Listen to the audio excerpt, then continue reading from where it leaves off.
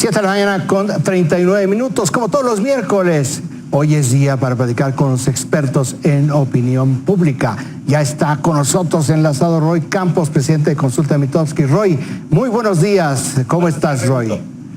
Buenos días, Raimundo. Oye, después de este anuncio que hizo ayer el fiscal Gers Manero sobre la denuncia que hace Emilio Lozoya, le da un gran impulso, mucho combustible a la narrativa del presidente López Obrador sobre la corrupción, Roy.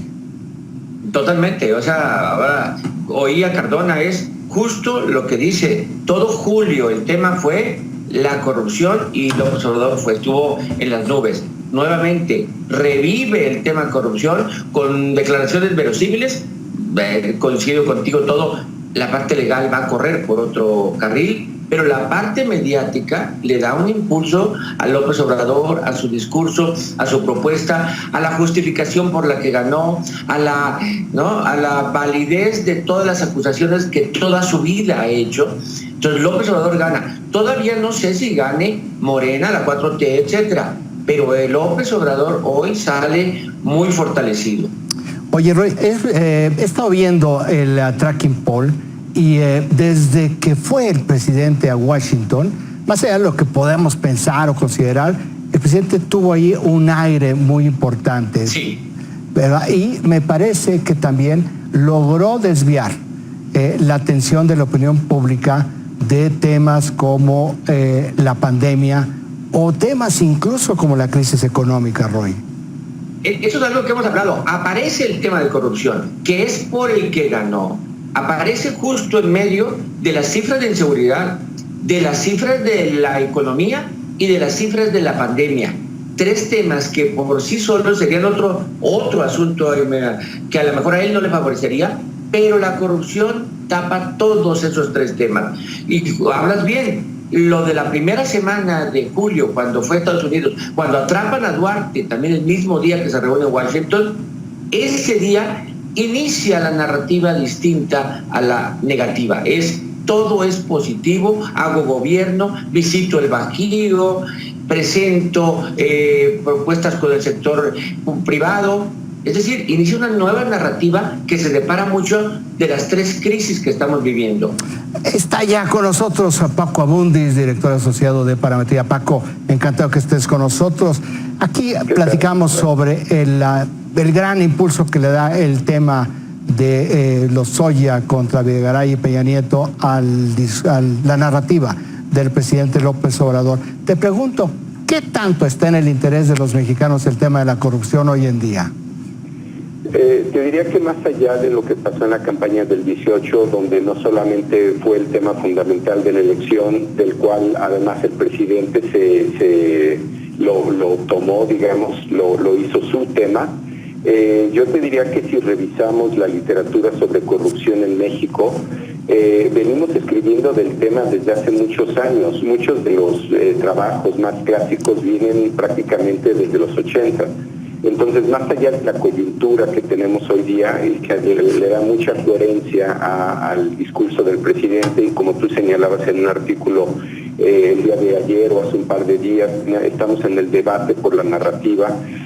Puede ser que este debate por la narrativa no nos lleve necesariamente a el problema más inminente o más inmediato que tenemos, que es el de la salud y el de la economía, ¿no? Porque parece que el de la inseguridad pasó a cuarto plano con lo que está pasando ahora, sino que más allá de la coyuntura actual de la campaña del 18 y la coherencia que le da estos actos, en realidad traemos un histórico acumulado de este tipo de demandas de hacer justicia de alguna manera.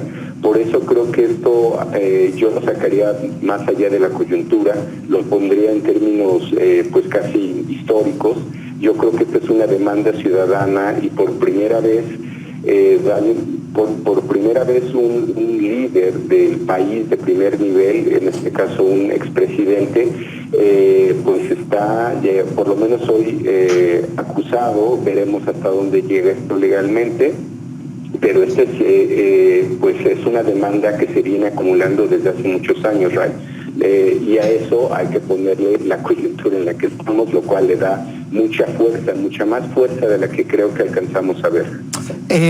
Paco, Roy, ¿nos permiten ir a un corte y regresar con ustedes? Yo quisiera nada más dejar esta pregunta para que la piensen un poco durante este corte, que es: ¿se convierte el presidente López Obrador en un rehén de Emilio Lozoya? Regresamos.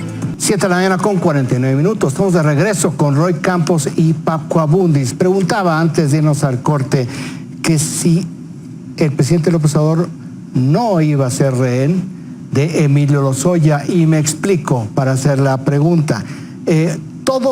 Toda esta que estamos apuntando sobre el reforzamiento de la narrativa sobre el combate a la corrupción del presidente López Obrador depende de que Emilio Lozoya sí pruebe su dicho y no sea arrasado por los abogados defensores de todos los imputados. A esa parte es a la que me refiero. Roy, hay márgenes de maniobra para que el presidente, en caso de que Emilio Lozoya resulte simplemente un cuetón, pólvora mojada, ¿no perjudica al presidente?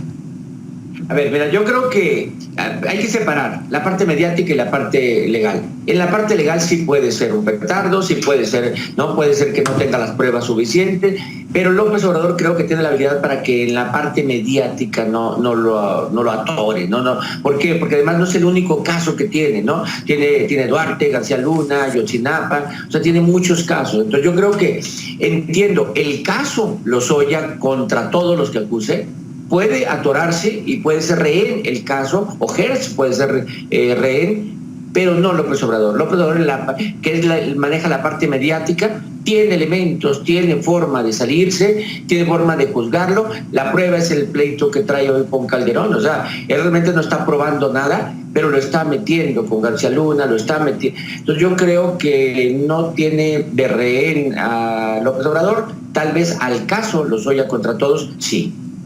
Paco, ¿tiene este gran margen de maniobra el presidente López Obrador en lo político y lo mediático? Sí, yo creo que tiene mucho margen. Creo que algún día lo dijimos contigo en tu espacio, Raimundo. El presidente contaba con márgenes de maniobra más acotados en inseguridad, como estamos viendo, en temas de economía, como estamos viendo, pero metafóricamente habíamos hablado de una gran baraja, de una baraja muy alta que tenía en estos temas. Y tiene muchos casos que probar, tiene muchos exgobernadores, tiene otros funcionarios. Creo que no es casual que de manera paralela se esté también hablando hoy día del exsecretario de Gobernación y algunos funcionarios que ya tienen orden de aprehensión. Es decir, tiene muchos frentes, y si por el lado legal tuviera algún impedimento, hay que recordar que siempre ha habido una explicación de por qué de pronto el propósito que tiene esta administración se ve impedida por restricciones formales, institucionales o legales. Pero finalmente la intención, el propósito de juzgar, que hay que separarlo también. Esto no es necesariamente lucha contra la corrupción, esto es impunidad. Y se le lee como lucha contra la corrupción, que por cierto, hasta las mediciones que teníamos cara a cara al inicio de año, era el mejor indicador que tenía de toda su administración. Esto simplemente lo refuerza. Entonces, no creo que necesariamente dependa solo de este caso. Este sería para su administración la joya de la corona, pero yo creo que por lo menos ya mostró su intención, y eso es tan o más importante que lo que pase en la verdad jurídica, ¿no? Paco Abundis, Roy Campos, muchísimas gracias por estar aquí con nosotros y hablando sobre este tema que sí sacude a todos en este país. Muy buenos días, síganse cuidando. Un gusto. Bye.